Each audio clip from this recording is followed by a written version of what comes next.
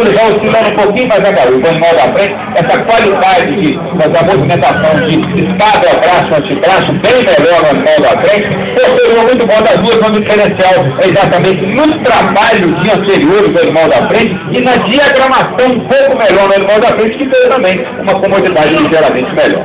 Vou parar de trás, muito obrigado.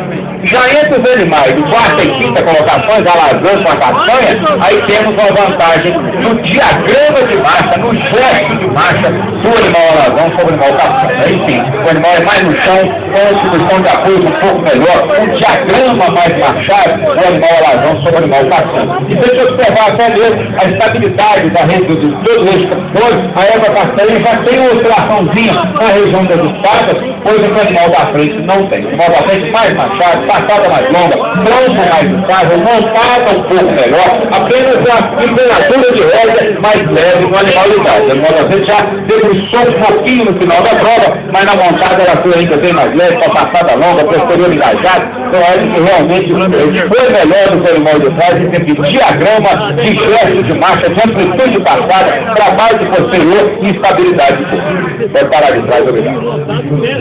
Entre os animais de terceiro passo, aqui se havia vantagem exatamente do posicionamento do conjunto de frente. São dois animais muito machados, mas o animal da frente é o animal mais naturalmente sustentado. O conjunto de frente do cavalo tem que sustentar de forma natural. Então ela sustenta de forma mais natural do que o animal alazão de trás, que já debruça um pouco mais sobre a envergadura, já pesa um pouco mais no cavaleiro, e também no diagrama do animal da frente um pouco melhor, a montada bem melhor. Então, uma vantagem bem grande na comodidade, uma vantagem bem grande no estilo e uma ligeira vantagem no diagrama e no gesto de marcha. Com uma montada melhor, um estilo mais nobre no animal de terceiro sobre o animal de quarto.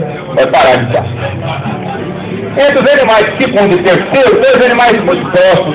O animal da frente tem um gesto de marcha um pouco melhor. Ele é melhor diagramado, a qualidade de movimento um pouquinho melhor, montada também um pouco melhor. O estilo do animal, o estilo também com a nuca já cedida de forma mais natural. Ela acompanha mais o ritmo da égua da frente. A égua da frente tem uma habilidade muito grande. Então o animal para acompanhar o ritmo da égua da frente, do animal da frente, só essa de segundo foi mais habilidosa que o animal de terceiro. O animal de terceiro muito machado, mas já perdeu o estilo no final da prova, já tirou um pouquinho mais a garupa. O animal de segundo mais próximo do animal de primeiro, com gesto melhor, com a montada melhor, com um estilo um pouco mais. Vai parar de trás, né?